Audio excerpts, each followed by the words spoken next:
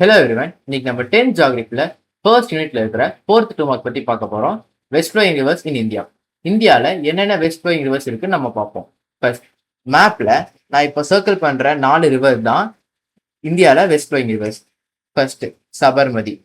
இந்த சபர்மதிங்கிற ரிவர் எங்கே ஆரிஜினேட் ஆகுது நம்ம பார்த்தோம்னா ராஜஸ்தானில் தான் இந்த ரிவர் ஆரிஜினேட் ஆகுது.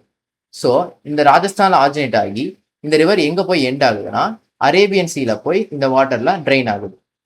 ஸோ அடுத்த ரிவர் என்னன்னா மாஹி.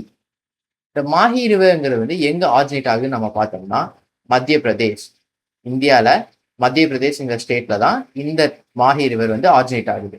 இது எங்க போய் ட்ரெயின் ஆகுதுன்னா அதே அரேபியன் சீல தான் இந்த ரிவரும் போய் ட்ரெயின் ஆகுது. ஸோ அடுத்தது என்ன ரிவர்னா நர்மதா.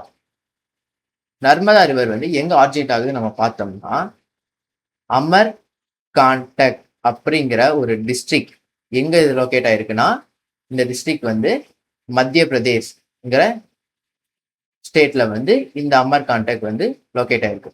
ஸோ இந்த ரிவர் எங்க போய் ட்ரெயின் ஆகுது அதே அரேபியன் சீல தான் இந்த ரிவரும் போய் ட்ரெயின் ஆகுது. லாஸ்டா தப்தி. இந்த தப்தி ரிவர் எங்க ஆரிஜினேட் ஆகுதுன்னு நம்ம பார்த்தோம்னா பீட்டல்ங்கிற டிஸ்ட்ரிக்ட். பீட்டல்ங்கிற டிஸ்ட்ரிக்ட் எங்க லொக்கேட் ஆயிருக்குன்னா மத்திய பிரதேஷ் தான் லொக்கேட் ஆயிருக்கு.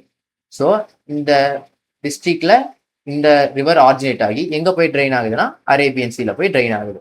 ஸோ இந்த 4 வெஸ்ட் ஃப்ளோயிங் ரிவர்ஸுமே ஒரே இடத்துல தான் எம்டி ஆகுதுன்னா அது அரேபியன் சி. ஸோ இப்போ நம்ம ரீகேப் பண்ணுவோம். இந்தியாவில் டோட்டலா 4 வெஸ்ட் ஃப்ளோயிங் ரிவர்ஸ் இருக்கு.